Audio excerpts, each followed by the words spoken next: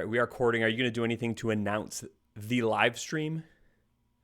That's my intention. Of course, it was my intention last time, and then I kind of forgot about it, and so I worked it in a weird spot.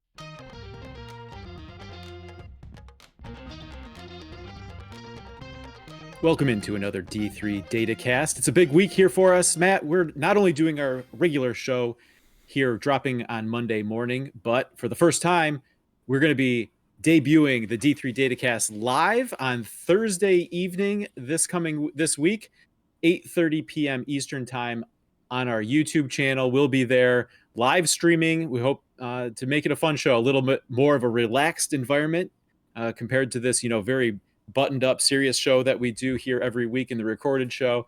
Looking to hang out, have some fun. Hopefully, the live format allows us to be a little bit more interactive. So if you join us, we'll be monitoring the chat there. We'll have some special guests, some back and forth, and like we said, hopefully a chance to interact with anyone who's able to stop by. 8:30 p.m. Eastern time, Thursday evening, January 23rd, at our YouTube channel. Should be fun. Yeah, come and see if my computer can handle us live streaming from it. We did it once before and it worked fine, so I'm confident. So obviously it'll work fine again here. Yeah. So Matt, we're looking forward to postseason play. We're like those teams that are trying to round out into postseason form here down the stretch of this basketball season. We're going to kick off the live show, and hopefully we'll be hitting our stride down the stretch here. Conference play is underway in full swing. We're starting to get some views of what those conference races are looking like, and I think that's probably starting to be. People are starting to maybe wonder, okay, we're in the mix here in our conference. How are we looking nationally? Are we going to be in the tournament mix? There's only 21 at-large bids. Who are those going to go to? We're going to talk about maybe not who they're going to go to, but where are they likely to come from. We'll have a lot of fun, with some help from the D3 Datacast computer. But Matt, first of all, as we always do, let's lead off with your top 25 ballot, and that's always a fun way to kind of talk about the week that was a bit as well. We had some fun results. We had Emory with a big win over NYU this week. That solidified Emory at the top spot in my poll. They had already been number one in the poll, but that was a big game for them. I was not sure, should I be keeping them there or should I move them up with UW-Platteville? I think Emory looked really good this weekend in their first kind of full weekend of UAA play, which is fun. So I kept Emory number one. UW-Platteville number two. They are looking like, I don't want to say they have a hammer lock on the WIAC by any stretch of the imagination, but we talked last week about them already having some of their more difficult games out of the way. They've looked strong. They've looked like the team we thought that they were all season. So UW-Platteville at number two. Wesleyan up a couple of spots into number three. They've started NESCAC play looking really strong. A couple of good wins. I think this week for them it was against Amherst and Hamilton. They looked good. Check out a relatively recent QCast with their coach. Get some good information about Wesleyan there. Trine at number four. That's in range of where they've been. I did drop them one spot, but that's more about what Wesleyan did and not really about what Trine's been doing. Trine has looked solid to begin MIAA play as well. Now we haven't seen the Trine Calvin Hope trio play each other yet, but so far they've looked good in MIAA play. NYU drops to just number five after losing to Emory. I didn't ding them too much, still kept them in the top five. I still have high hopes for NYU, but I was previously talking about them as maybe in that mix for number one. If they had beaten Emory, you could have seen them at number one or maybe number two, somewhere in that range in my ballot, but NYU is now number five. Illinois Wesleyan at number six. That's kind of where I've had them relatively recently. I think they only had one game this week which they won in CCIW play. They've gotten a couple of wins of late. Hampton-Sydney, Randolph-Macon. I think these are the exact same positions they were last week at 7 and 8 on my ballot, and probably throw Wisconsin Lutheran in there at number 9 as well. UW-La Crosse, 10. Trinity, Connecticut, 11. Trinity was really high on my ballot, and then they lost a couple of games, but they've also started NESCAC play pretty strong. Really interested to see Trinity play Wesleyan. I think that's a game that's coming up this week. We'll maybe talk about later in this episode, but that's going to be a big one. St. John's at number 12. Tufts, another NESCAC team at number 13. They're a very strong league. Some good teams at the top there. Wash U, number 14. Christopher Newport, number 15. Denison, number 16. They have a big game coming up this week against Worcester. Want to see that one for sure. Virginia Wesleyan, I think, comes back into my poll all the way up at number 17. I think they've been having some strong results lately. I've been liking to see what type of results the Marlins have been putting up lately. That's been good to see. I think they're 12-3 overall right now. They had beaten Guilford this week by 19 points. Also handled Lynchburg, so they looked good. John Carroll's another team that's back into my poll up at number 18. I think maybe they've steadied the ship there a little bit. They look strong in the OAC. Still a lot of way to go in that conference, and it's a strong and deep conference. So John Carroll not out of the woods or maybe even the favorite yet in the OAC, but they're right in that mix, and they're looking good in my top 25. Still hanging in there with Roanoke at number 19. They eked out a win against Lynchburg that they probably should have won more handily. And then they beat Shenandoah, so they had 2 wins this week. Keene State up at number 20. I think that's similar to where I had them last week. UW-Stevens Point at 21 and WPI at 22. Very similar to where I had them previously.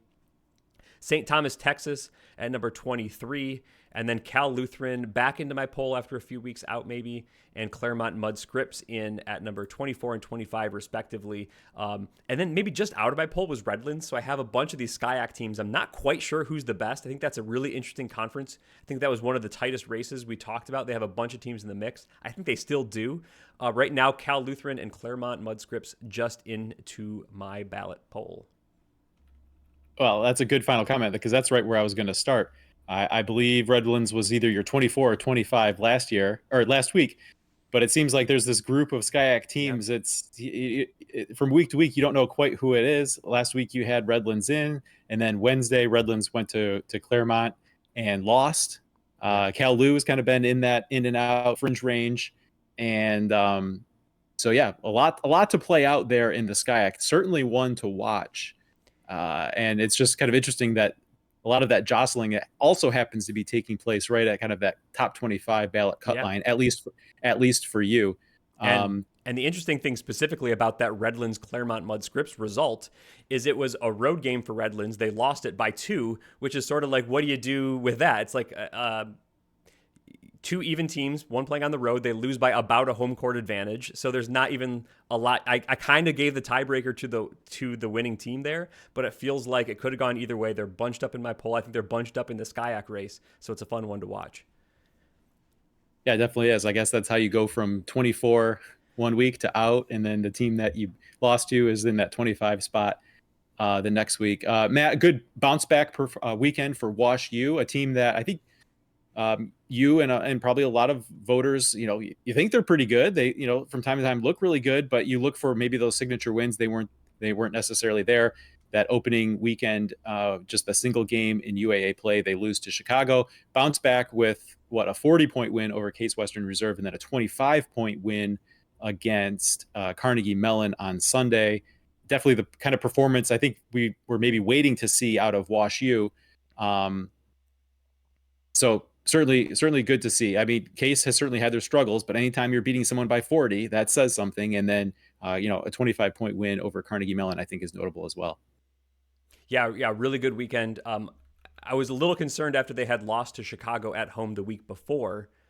And then this week, Chicago, I think they looked fine. They lost a pretty close game to Carnegie Mellon at home, and then they ended up pulling away from Case Western Reserve at home. But that wasn't enough for me to keep Chicago in. Chicago fell out of my ballot. Wash U looked a lot better. I still kind of have them here in the middle of the poll, but at 14, they rose a few spots. They're getting the types of – I would like to see a bigger result win to push them back up into the top 10. They have 2 losses, Illinois Wesleyan and Chicago. Neither of those are bad losses, but you'd like to see some really, really good signature wins. I think they can do it. I think they have the potential. So I think Wash U's right there, maybe making a jump up as well. And then, Matt, let's talk about WPI, because I feel like the NEWMAC race is giving me a bit of whiplash. WPI has certainly been right there. Babson gets a win, out of conference, a win over Trinity, though. That was really, I think, head-turning or eye-opening. And then Babson follows it up, and they have losses since then to Clark, and then this past weekend against Wheaton, Massachusetts. And it's just like, what do you do with the NEWMAC race? Of course, Clark beats Babson, but they're a team that's been a little bit inconsistent, and it just feels like there's a lot of chaos going on maybe around WPI, and they've been a little bit more of the steady force at the top that you can rely on a little bit more. And so you feel like whoever's going to win the NUMAC probably is a top 25 team, but WPI seems to be the one that you can trust a little bit more compared to those other contenders. Yeah, every time I look at the new max scores, I'm not surprised no matter what the numbers I see back out at me. It seems like Wheaton, Massachusetts, is a team that's going to do this to someone at least once a year. One of the top contenders they're going to beat. They just beat Babson. WPI right now does feel like the more consistent team. I think their last loss was that December 7 loss against Babson. I think they've won since then, but they've also haven't been playing. They haven't played another Babson since then, so it's difficult to see. I'm just not quite sure what to make of it. I think Clark is the step back that maybe from where we thought they might be. I think it's maybe WPI and Babson, but Babson's been as inconsistent. As good as their wins have been, I think their losses have been a little bit as head-scratching as well. So I think, but WPI is more of the team for me that's like, okay, they've won a lot of the games they should. Their losses are kind of all in range, so I think they're, like you said, maybe more of the consistent team. So that's the team I'd rather see in my top 25. For me, Babson has too many kind of questionable results, even with their good ones, to kind of put them in there. Well, WPI had a bit of a break, Matt, after losing at Babson, dropped a home game to Suffolk, which is, maybe a bit of a head scratcher there. So they haven't even been immune to just kind of the results that maybe don't really fit with what you think. And so it feels like just at the top of that NUMAC race, you're constantly reevaluating, and you think just about the time you think you have it figured out, things change. But hey, that's what's fun this time of year, especially in conference play. It's very difficult to win those conference games, and we get a lot of great games as a result. Certainly, a lot of great games yet to be played, Matt. Believe it or not, the games will be played on the court, but you have played the games over the course of 1,000 season simulations with the help of the D3 Datacast computer. So let's get into our main topic here for the week, because with running the season 1,000 times, we can start to look at some things. Again, we kind of tease this at the top of the show. It's way too early to talk about who exactly might be in the tournament field. Although there are certainly some teams that over the course of those simulations are a very good spot. But it's a little bit more about where are those at-large bids going to come from. Of course, we know every conference gets one bid through the automatic qualifier, but that leaves 21 bids that go to teams who do not win their automatic qualifiers. And so with the efficiency ratings for each team, assigning that team's quality and simulating the season, we can start to get a picture of how the season might play out. So let's go through that. Matt, you want to explain a little bit more of the methodology? Because I think sometimes there can be a disconnect between people who are maybe needlessly antagonistic towards this sort of applying a team rating and simulating the season type of thing versus the games are played on the court. We don't know what's going to happen type crowd. Yeah. So here's what this method is. All the games that we've played up through about middle of the day or middle of the schedule on Sunday, whenever it was too late for me I had to lock the results and start running all this data so we could record an episode here. So I think all the UAA games got in. Most of the SCAC games got in. I think there was a few that did not. A lot of the NAC games got in, or GNAC games. So there's a few games that didn't, but mostly through Sunday results, all those games are in the computer. Then I look at all of the scheduled games, and I use our team efficiency ratings to predict odds. Is this a 50-50 matchup? Is it a 70-30 matchup? Is it a 90-10 matchup based on the efficiency ratings? So then each future game gets odds associated with it. Then I throw a random number generator to determine what the outcome of that game is. And then I calculate the NPIs and the conference standings, probably the conference standings first. Then I seed conference tournaments based on how many teams, is this a 4-team tournament or a 6-team tournament or a 10-team tournament?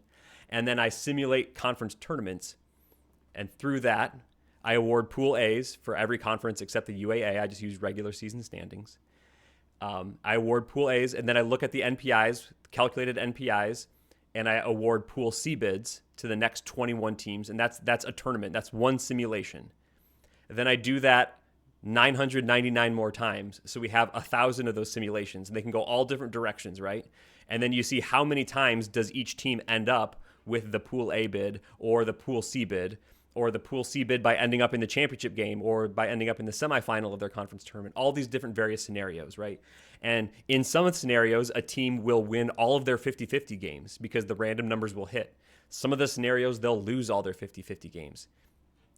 Bunch more, they'll win half and lose half, right? So it's all runs the gamut of possible scenarios. And what we get is an output of kind of like the simulated likelihood. Now, teams can always go and outperform their ratings, be better than we think they are right now, and improve upon this. Nothing's locked in stone. Or they can start playing worse, or injuries happen, or whatever, and they can underperform this. But that's kind of the basic methodology. But you're right, we're only going to live in one future. We're not going to live in 1,000 futures. And the future we live on is going to be what actually happens on the court. So if we say you only have a 1% chance somewhere around here, don't stop showing up to your games. Go play your games, go coach your games, go win your games, because that 1% could turn into 90% by the time we get to late February, and you might be right on the Pool C doorstep. So yes, always caveat that, because there's going to be people out there that say, but you got to actually win the games in the court. And like, obviously, yes. We're just presenting a range of outcomes that could happen based on team strength ratings and future schedules. Because another thing we know about NPI is not all teams have the same opportunity going forward. If you play a bunch of teams that are outside the top 200 in the future, your NPI is not going to be able to go very high, even if you win a bunch of those games. If you're in a strong conference and you still have to play Hampton-Sydney and Roanoke and Randolph-Macon, and you have a chance to win those games, you could improve your NPI by a whole bunch by winning those games. So this simulation also helps us to see what types of futures are possible, even if teams go on a little bit of a run. Right. And by doing it 1,000 times, you're capturing those outcomes that are less likely, but still possible. But like you said, if you're talking about a bunch of games that are kind of 50-50 games, the most likely outcome is that you win half of those and you lose half of those. And so the bulk of the simulations would reflect that. And because, as we know, not every game is won by the favorite, right? Yep. In the NBA playoffs, the winner of game one does not win every series. Not every series doesn't end in a 4-0 sweep, right? Because there's a range of outcomes. And so simulating the season 1,000 times give us a pretty wide variety of those outcomes, and to be able to get some of those less likely outcomes. The worst team, I mean, a very bad team could go on a run here and win out. That is possible because the games haven't been played, and until you play the game, both teams have some kind of chance to win or lose.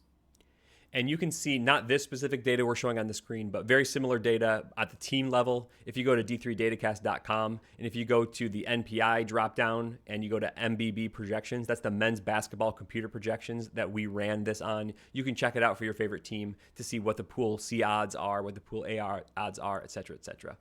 So that all being said, we ran 1,000 simulations. Here's 4 conferences that we're calling right now Pool C locks. These conferences will get Pool C bids, and the names are not going to be surprising. In 1,000 simulations out of 1,000, these conferences all got at least one Pool C bid. That's the NESCAC, the UAA, the ODAC, and the WIAC. There was not a single simulation in which these did not. They were single bid conferences. They always got Pool C. On average, the NESCAC got 3 Pool C bids. That means on average, there are 4 NESCAC teams in the tournament. On average for the UAA, just under that, 2.8. Same for the ODAC, 2.8. And on average for the WIAC, there's 2.0 Pool C bids. So again, a third team's getting the Pool A. So we're talking about, these are kind of the power conferences, or some of the power conferences in Division III. And for sure, we are going to get all these conferences getting Pool C bids. Yeah, and I don't know that really leaves a lot more to be said here, Matt, because there's no wiggle room. There in 1,000 simulations, there wasn't a simulation that had any of these conferences not receiving an at-large bid, and I don't think there's really any surprises here, right? These are the conferences that we talk about seemingly on an annual basis. Maybe a little bit less so of the WIAC last year in an uncharacteristically down year, but back in this position is what we typically expect out of the WIAC, where, You're going to have your champion, and then you're going to have another team that is probably coming off the table pretty quickly. Yeah.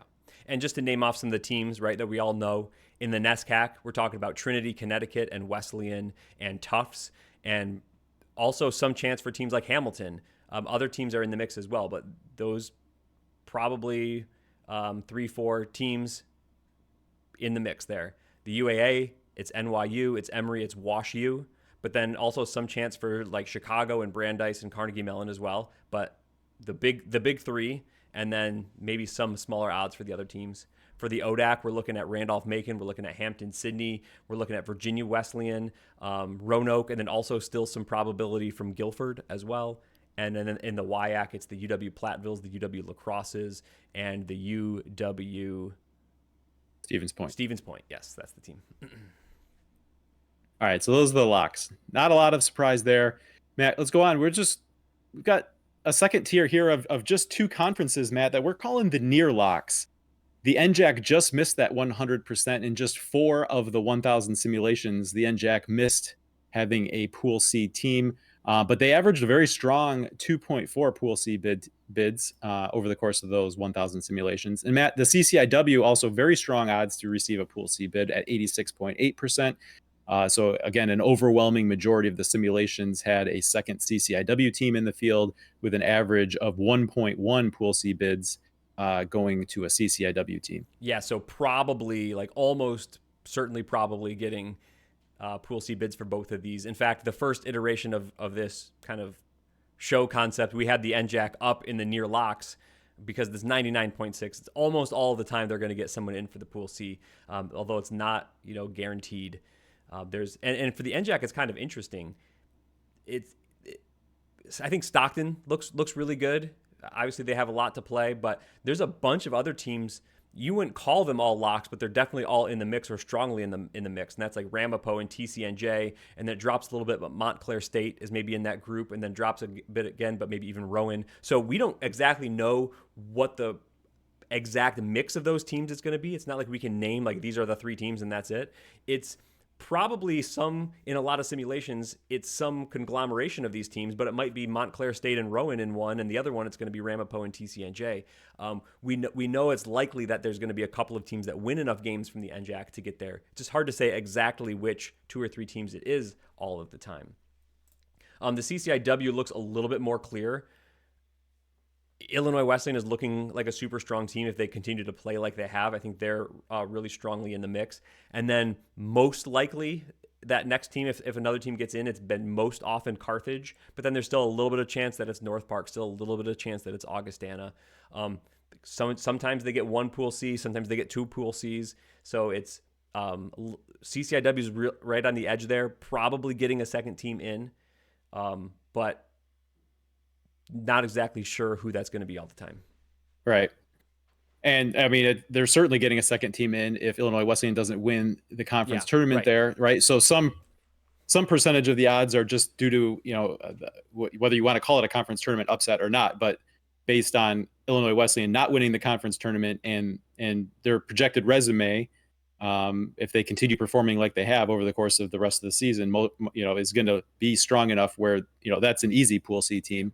Where it gets maybe a little bit dicier is if Illinois Wesleyan goes on, wins the conference tournament, and then whether or not the league gets that Pool C bid comes down to some of those other teams that you mentioned. Now, as you mentioned, there are some good contenders there, but that's where maybe you see the break between the CCIW and the NJAC. Yeah. But again, so we're looking at this early enough in the picture where, as you talk about the NJAC, there's a bunch of teams in that mix. As the games get played out, you're probably going to, see someone's odds strengthen at the expense of someone else, right? So it's a little bit more jumbled up, mixed up right now as the games get played out. Like if you're talking about like a TCNJ head-to-head with Montclair State, the head-to-head win means a lot, but you can also kind of think about it as stealing that team's, tournament odds along the way.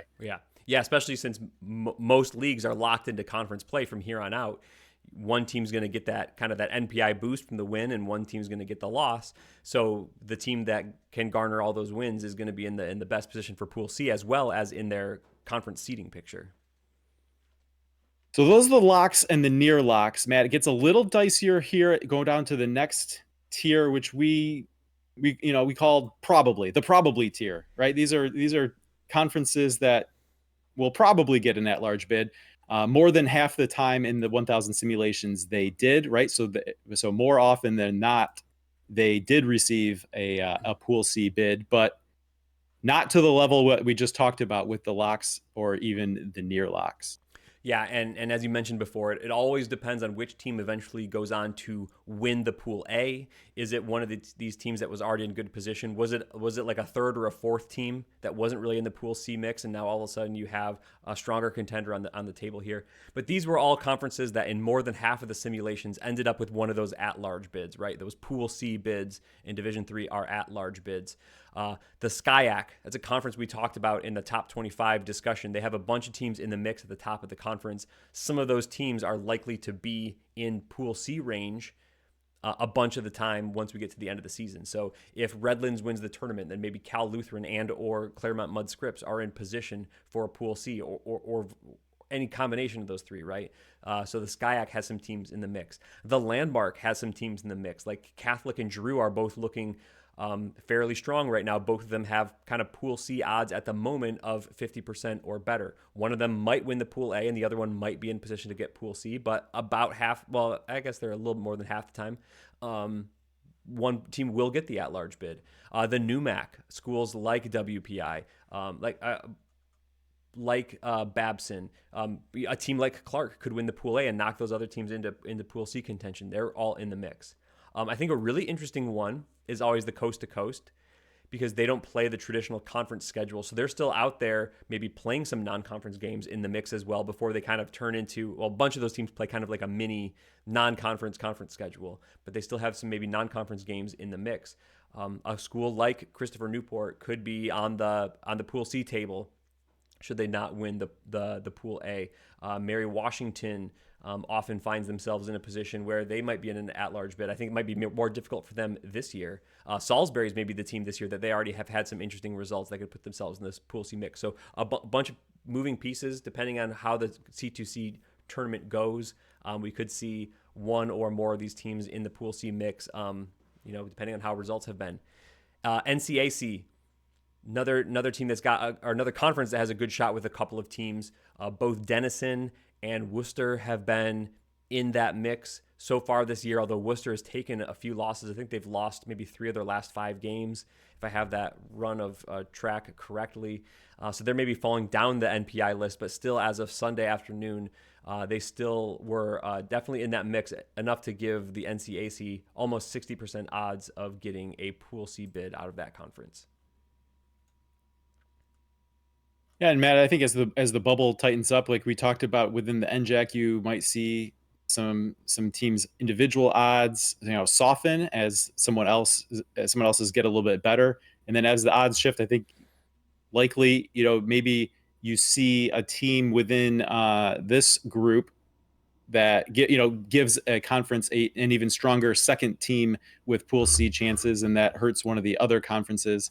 So a little bit of a less direct competition than we see typically, between conference members, like we talked about with the NJAC. But again, this is kind of like that range where, sometimes a conference does, sometimes a conference doesn't. And so anytime that there's, one of these conferences does hit for a Pool C bid, that probably means someone else in this list, doesn't. Yeah, right. Right. Yeah. Just a matter of who that second team in one of these conferences finishes in the NPI standings in relation to another. Yeah, because that whole how many bid thieves will there be at the end of the day on Sunday, Selection Sunday, is always weighs into the conversation. I think that's a fun thing about doing the simulations is you get those scenarios and you see them play out versus just a straight projected NPI. It's hard to know where you can see where teams will probably land on their NPI scale, but you don't know how many of those bids will be available. Are the Pool A's all the high teams and the Pool C's just will fall naturally, or are a bunch of those favorites going to fall and then the Pool C line ends up rising, so it's more difficult to make the tournament because the favorites end up getting away your at-large bids, and the at-large bids went to teams that were maybe not going to get it. So that's always a factor. You don't know if it's going to be a tight bubble or a soft bubble at the end of the day. And that's a good segue into our next group, Matt, because we're going to talk about the bid thief potential here. We've got another tier down. This is a group categorized by Pool C chances that are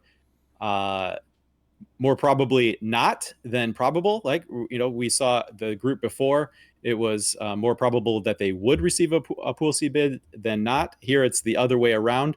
But within these groups, there are individual teams that, if they need a Pool C bid, are in very strong position. The simulations show that should, the top ranked NPI team within these conferences need a Pool C bid, they are near locks at this point. Whereas that second team in the conference has very small odds where they would probably be out.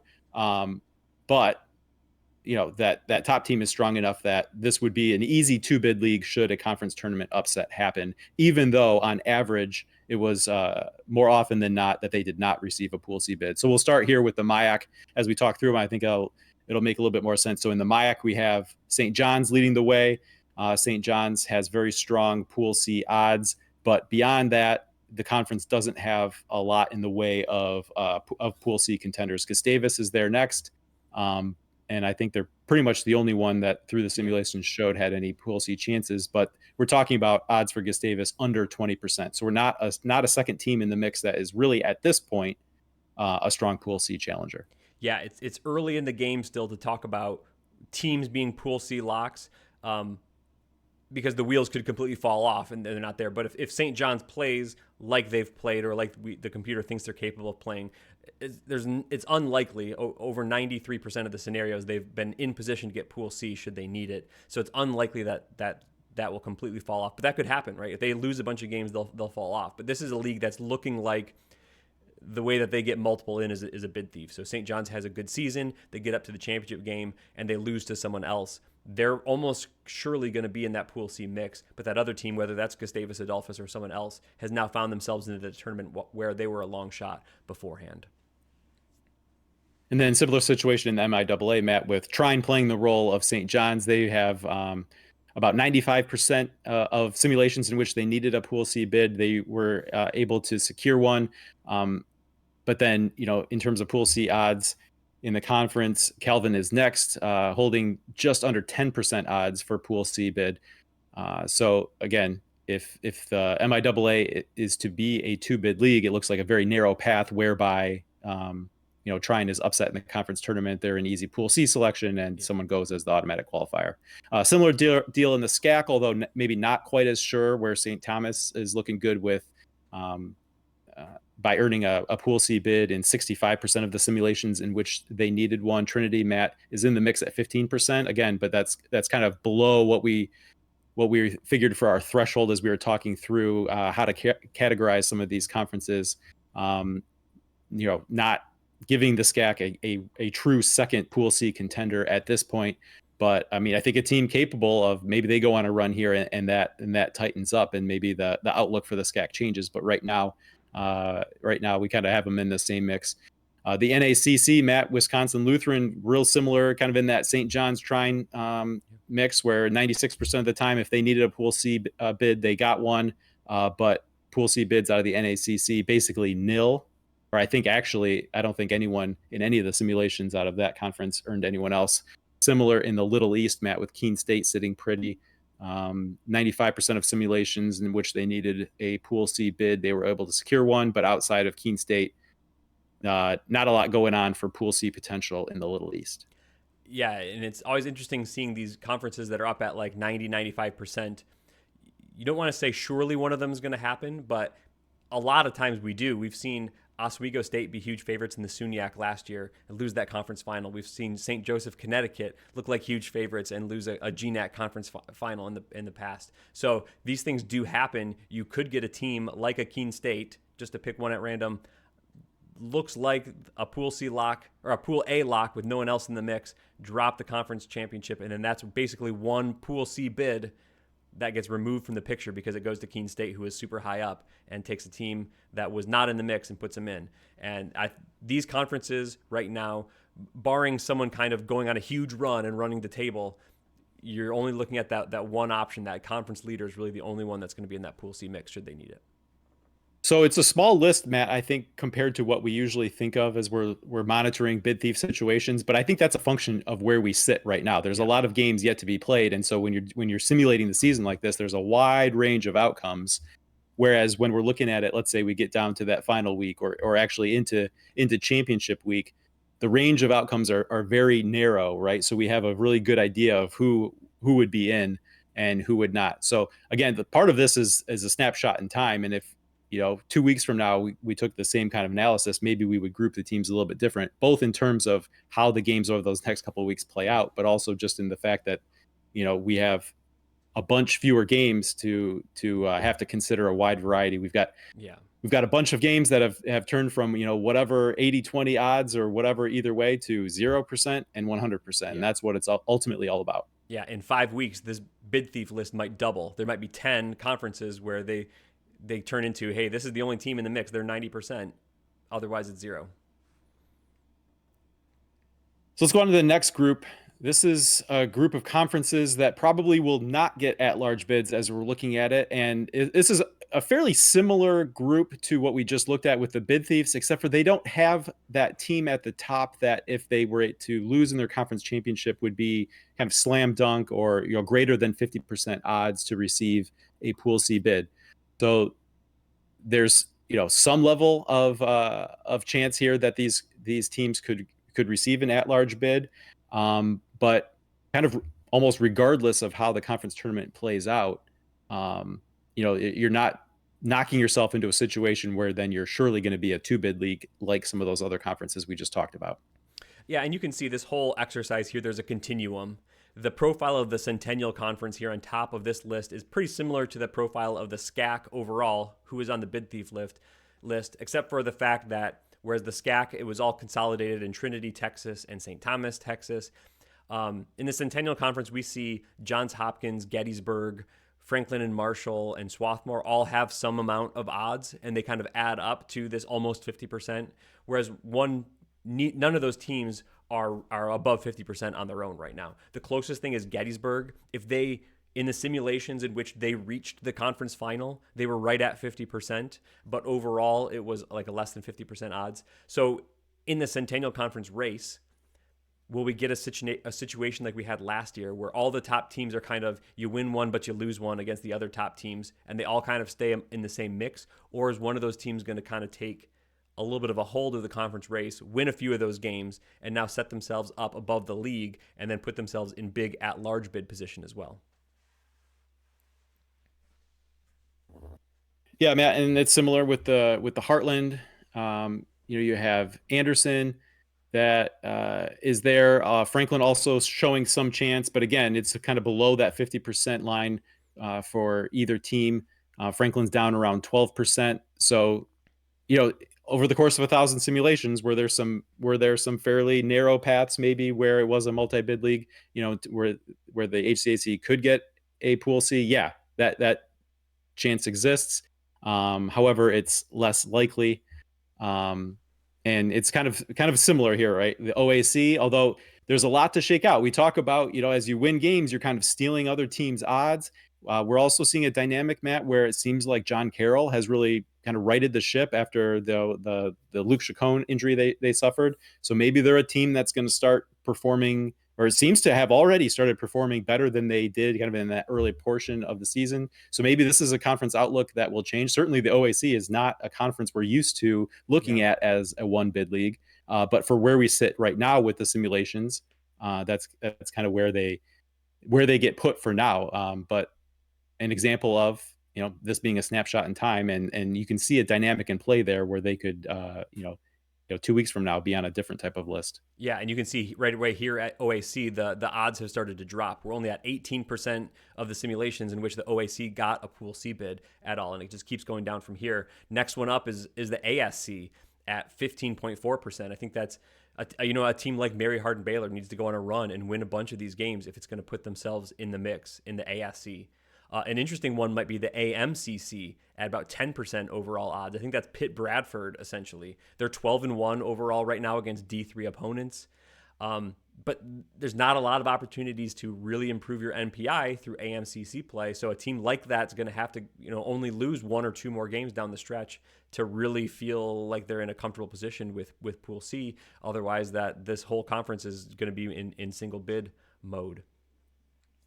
A conference like the MAC Commonwealth, maybe York, Pennsylvania could get in the Pool C mix, but right now no one's even showing up at 1% of the cases. So I think from here on out, we're not even really getting into a spot where a lot of these conferences have a really good team in the mix. It's that there's a team or maybe two that's kind of in that like life support range. And then other than that, this is going to be a one bid only league. That's where the probably not comes into play. Right. You're talking about probably not just making a run to the conference finals, but from where they sit today, probably needing to run the table to put themselves in position to lose a conference final and then, be in position to have some kind of a chance at a Pool C bid. Yeah. A couple other conferences I'm going to highlight here. The PAC is at basically 6% odds. The CCS is at 5.7. That's really interesting because that's kind of split between Belhaven and Maryville. It's still small odds, but there's still two teams. Like, which way could it go if it goes any way at all? There's still a couple teams in the mix. The ARC, less than 6% of the time they got any Pool C bids. Last year, this was a 4-bid league. And this year, it's probably just a 1-bid league. Nebraska Wesleyan's the team in the best position to go on that run and be in Pool C position. But overall, looking like a 1-bid league. In the CNE, Western New England is looking like maybe that's the team, but really their odds are still less than 10%. GNAC is another league where there's a couple teams in the mix. St. Joseph, Connecticut and St. Joseph's, Maine are both like moving the needle a little bit, but it's only like 3, 4, 5 percentage points for either of those teams. So yeah, we're now getting to the point where any individual team has been small odds and that overall the conferences are really small odds. Yeah, and we talk about narrow pathways, Matt. In the AEC, let's talk about Gwynedd Mercy because we did this show a week ago. It'd be a little bit of a different outlook for them. I think you were even tweeting about it last week how they needed to basically run the table to maintain any sort of Pool C odds, and then they dropped 2 this week, basically ending any hopes that they would have had for Pool C odds should they need them. They're pretty much in Pool A or bust mode. Just 5 out of the 1,000 simulations saw an at-large bid go to a team out of the AEC.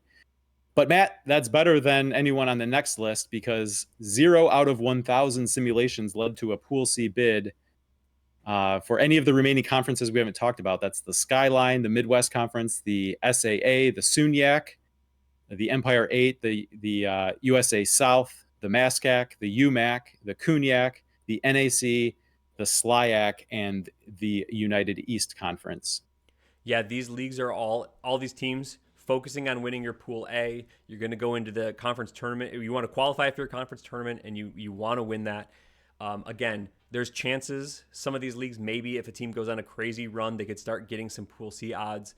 But again, the simulations take into some accounts where teams have gone on crazy runs and maybe you don't always get there. So really Pool A is your focus here for these conferences. Really, really, really hard to see. There were 0 simulations out of 1,000 in which anyone from these conferences got a Pool C bid. Doesn't mean that the actual odds are 0.0, but it's just what we saw in 1,000 simulations from our computer this weekend. So there we go. That hopefully provides an interesting early look as maybe some people are starting to turn attention to the national picture. We're still about a couple weeks away from when we would traditionally receive regional rankings, Matt, and I think the focus would really be on that. Of course, we'll still get regional rankings, but they won't really mean anything because it'll just be a sorted list of the national NPI standings. But we're updating that NPI list daily. Every time games played, really the numbers change. We're updating that every day. You can find that at d3datacast.com/NPI. We've got men's basketball, women's basketball posted daily there, so you can see the developing picture. Now, because the NCAA hasn't chosen to make that public yet, they will at some point, probably during regional ranking season. But hey, no need to wait on them because we've got that running ourselves. For sure. All right, Zach, we're going to go recap our picks from last week. Last week, we had 5 games as usual. Here were the results of those games. First game was Stockton at Rowan. Stockton was a 4.5-point road favorite. Rowan ended up winning that game outright. I got that pick, Zach. Our next game was out in California, Redlands and Claremont Mudscripts. This was a 5.5-point line in favor of Claremont Mudscripts. They only won by 2, though, as discussed earlier. So Redlands covered that computer line, Zach, and you get the point. Our big game out of the NUMAC was a big line as well, Clark and WPI. Clark was getting 14.5 points based on the computer line. They did lose that game, but only by 9, so they covered, and you and I both got the point. A big game out in the Empire 8. I saw a picture of KJ and Ruda tweeted out after this game. It was good. It was cool to see. But this was Alfred and Utica, the 2 guys from the Not Even D2 podcast, going up against each other. This was a 9-point computer line in favor of Utica, but Utica did cover, winning that game by 12. Zach. So we went with Alfred and the big line, but Utica covered that one. So shouts to Utica on the big win there. And our D3, our apologies to Ruda. Yeah, they showed out. So congrats to them. And our D3 Datacast game of the week was Emory and NYU. This was an 8-point line, but it favored NYU, who was the home team.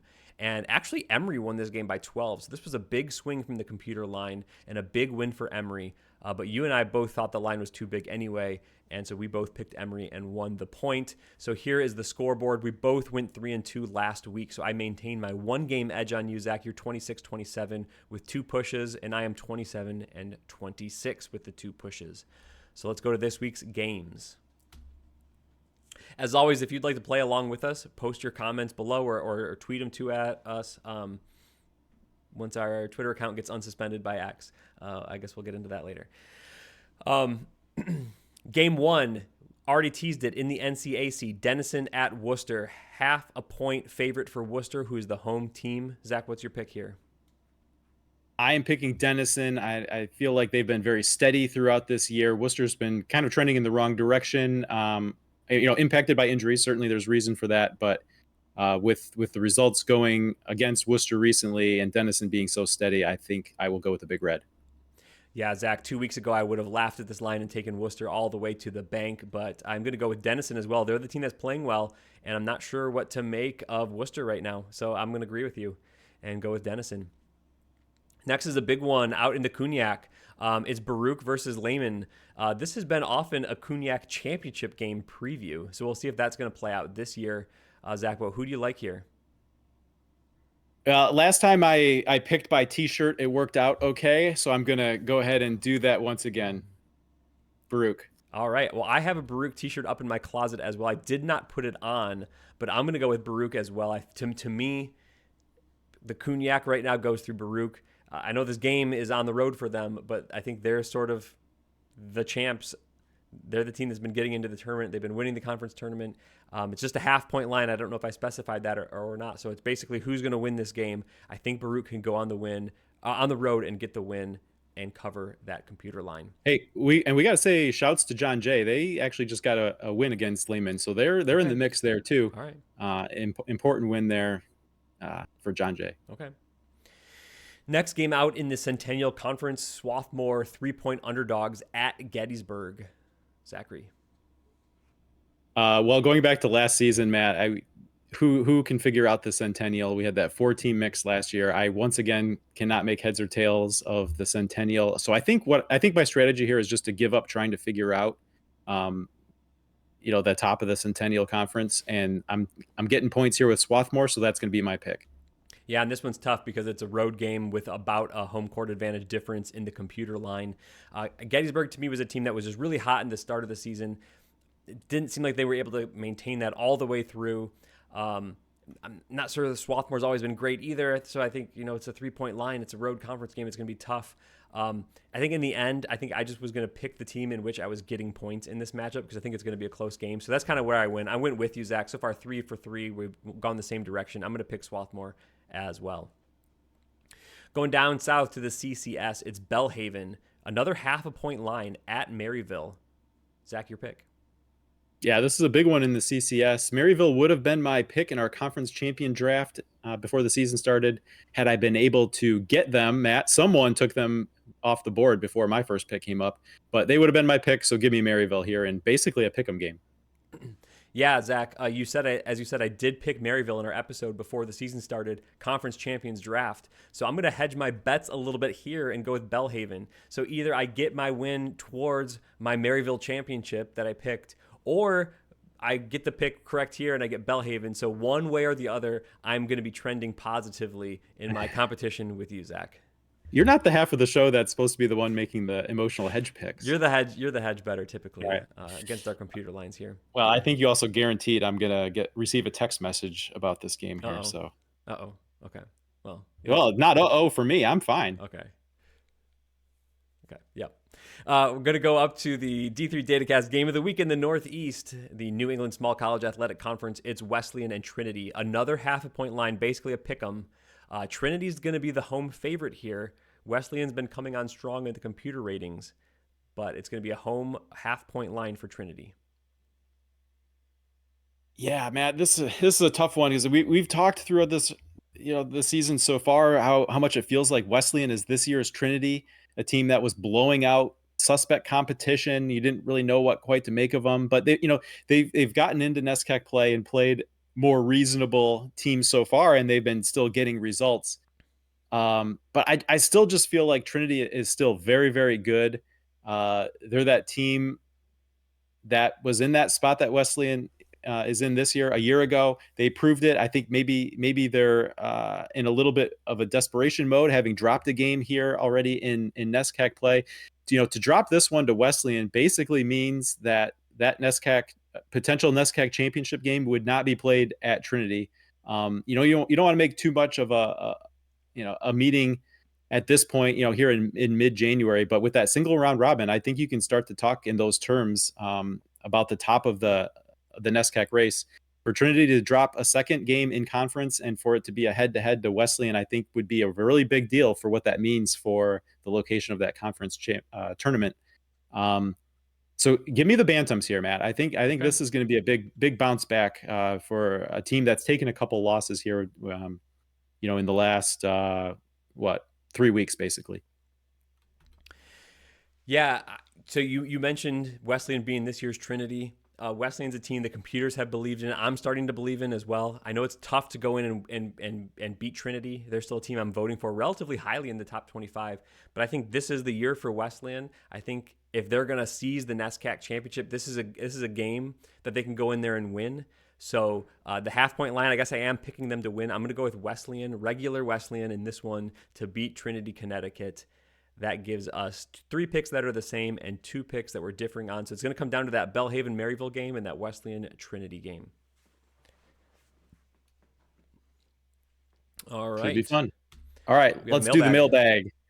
We do have a mailbag, Matt. We were able to get this one in from Jay on the platform known as X before our D3 Datacast account was inexplicably and for basically no explanation suspended by their company. So still working through that. Hopefully we're back online because I don't think we actually did anything wrong, but of course they don't really give you any information and they don't seem to be acting very swiftly. So, hey, that's where we are. Anyway, Jay wants to know which conference versus conference challenge would you like to see? I think we've talked about this in years past, man. I don't think we've talked about that this year. Well, I guess let's base it on this year. If you could kind of create your own fantasy event based on what we've seen from teams and conferences this year, what would you set up? Well, I will say I like that we've seen like UAA NESCAC games start to come into play the last couple of seasons. So picking one that already exists, rightly or wrongly, I think the NESCAC has a reputation of skipping out on non-conference play. And not really playing anyone tough. So playing some UAA games in there, I think is good. I've been trying to think about this. The more realistic ones are sort of geographically proximate to each other. But those are a little have some fun. Those are a little bit less interesting. So if we're going to dream, right, then it'd be fun to take like the WIAC versus the ODAC, right? Something like that, a league that could match up sort of top to bottom with each other, where you have the strong teams, 2, 3, 4 strong teams that are all nationally in that kind of top 25 mix, but then like 5 through 8 who are all pretty good teams as well. So I think something like that would be fun. Get Wisconsin versus Virginia, get them together somewhere, play those types of games out. I think that one would be fun. That would be fun. I'm going to go a little off script here, Matt. I'm going to go with the Skyak and the NJack. Okay, I And think I like that. maybe it wouldn't be totally top to bottom. Maybe you'd make it, 4 or 6 teams because things get a little bit dicey. But here's what I'm thinking is, the NJack has a bit of a faster tempo. You get some kind of fast, high scoring games out of the NJack. And you don't always necessarily get that out of all of the teams within the Skyak, but you have Redlands. So seeing Redlands, play some of those teams, and then those teams in the Skyak are used to playing Redlands. So whereas they may not be high tempo teams themselves, they've got a conference foe who last check, I think was, a top 10 tempo team. So they wouldn't necessarily be out of place playing a faster tempo team. And then you get that cross country aspect to it, Matt. I think you can have some fun Yeah. with some games. I don't know how, um, if you're talking about the conferences top to bottom, I feel like towards like the back half, I think the NJAC probably has a real advantage. But I think if you took the top 4 or 6, you'd have some pretty compelling games between the NJAC and the SKYAC. I And like that one for another I, reason though. That you've got from both those conferences in most years, you have like 3 or 4 teams in the mix at the top. So it's kind of sure. like you usually want to these challenges like the one versus the one, the two versus the two. So you're going to get a bunch of good games, but it's also within that mix. Like maybe the 3 versus 3 game that you pair up ends up being like the 2 championship type teams for both of those conferences because there's always a bunch of good teams at the top. Yeah. That's a Yeah. good. That's a So, good one. right. Like I said, I think we've had a question like this in years past. So I wanted to go, take a different path. I feel like we've talked maybe like WIAC, ODAC before. So I went a little different. I don't think we've talked SKYAC, NJAC before, but I Another feel like that one. would be fun. Another one might be like USA South versus UMAC. Okay. I think that could be fun to see. Okay. Yeah, yeah. Take some regional conferences that are maybe get overshadowed by Yeah. some other conferences within their region, but they still get the chance to come up and play for some region pride there. That Yeah, I could see that. That'd be Yeah. fun. Yeah. All right, we got another one. Excellent. All right, we do have another one. Matt here from Rob Hudson sent this one in through our website earlier in the week. Rob says, at this point in the season, with most teams having played 13 to 15 games and the majority of remaining games being in conference, how far down in the NPI rankings can a team be now and still have a realistic chance to move up into the Pool C contention? Matt, I really like this question. First of all, it's well timed with the topic of our show. But we talked last week about NPI and kind of some stuff to expect, and we talked a lot about the end of season results that NPI would have produced for the previous 3 seasons. But what I feel like, where we maybe have some level of expectation for what things will look like at the end. We haven't been through this, seeing kind of the day by day, like what things look like in mid-January versus what they might look like at the end of the season. So this is a good question because it gives us a chance to look at things a little bit differently. So we talked about the simulations that were the basis for the main topic that we had earlier. And so using that and kind of marrying that with the current NPI standings as of the last run, I think coming into the day, or actually through the same point, right? I think Yeah. you ran updated NPI numbers, kind of marry that list of, okay, where's a team ranked right now versus, based on those 1,000 simulations, what are their Pool C odds? And I think you've put together a couple of graphics, Matt, to help see that and then kind of talk through, because again, the question leaves open a little bit, like what would we consider realistic chance? Yeah. So let's talk through that maybe a little bit. The first benchmark we just thought to pick is like, what's the lowest team that has even a 10% odds right now? So actually, I just kind of pulled a couple of graphics here. The first one on the left is down at number 70, Amherst, 12.9%. So that's the lowest team. They're number 70 right now in current NPI. They're the lowest team that has even a 10% odds at getting a Pool C bid if they need it, kind of sort of range. Couple of reasons why they even have 10% is they play in a strong conference in the NESCAC. So they're going to have opportunities to beat good teams. They're going to need to win a whole bunch of them, maybe almost all of them from here on out. But if they happened to do that, then they would probably find themselves in Pool C odds, get to their conference championship game along the way, right? Then they would find themselves in Pool C contention. You can see a couple of spots above them, 3 spots above them is Dubuque, 0.1% odds. So even though they're higher in current NPI, computers saying that they're not really going to have much of a chance, or they'll have some chance, but given their current skill level and the types of teams that they'll play, it's not really likely that they'll have enough opportunities and convert on those opportunities to get themselves much in the Pool C mix. So this is kind of the range of teams that have maybe will bottom out at a 10%. Teams like Calvin, they're at 68. Teams like Franklin and Marshall at 65. Williams at 62 is also in that NESCAC group. And then 61 Chicago, that would be the lowest team right now that has a 25% chance or better odds to make the tournament. So that maybe that's another threshold, maybe a 1/4. So they're at 38%. There's no one below them that's at 25%. And then maybe thinking about the 50%-ish range, that maybe Babson at 52, they're 46% odds. And then really Drew, currently number 50, they're the only one that the computer has at 50% or greater odds. They're 55% odds to get a Pool C bid should they need one at the end of the season. But you can see even in that range above them, there's teams that are only down at like 10%. So it's a team like Chatham, overall 41 NPI, 10% Pool C odds. They play in the President's Athletic Conference. They maybe had to do some work in non-conference. They're not going to get a ton of these quality win bonus type games in conference to really push up their NPI. So even if they win a bunch of games, they're maybe not in that great of a position. They're probably going to have to win most of those and not drop any games, because any loss to a team that's maybe a second or third type NPI team is really going to hurt your NPI score. Yeah, great look at it. It's not as cut and dry as saying, hey, as long as you're in the top 70 right now, you're in the mix.